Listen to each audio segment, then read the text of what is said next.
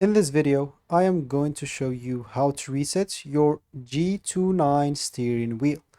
So the Logitech G29 basically does not have a dedicated reset button. Most issues are fixed by power cycling the wheel or resetting its settings in the Logitech G Hub. So if you're on PC4 or PS5, reconnecting the wheel and letting it recalibrate is usually enough.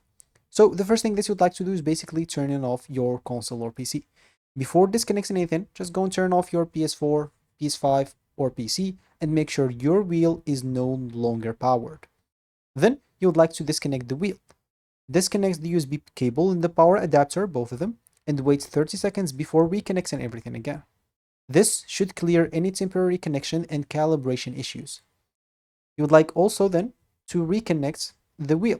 So after you wait your 30 seconds, reconnect the power adapter and the USB cable. And when the wheel powers on, it should automatically rotate fully left, then fully right, and return to the center. This automatic calibration is normal. So once it's connected, you should find an example on your G Hub.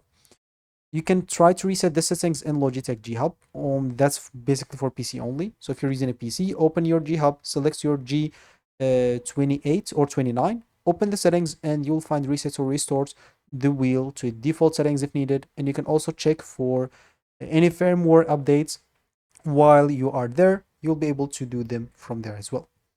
And of course, once you do so, you can try to launch your racing game and check that the wheel centers correctly, check that the pedals respond normally, and the force feedback is working. And if you need it, you can run the game steering calibration as well.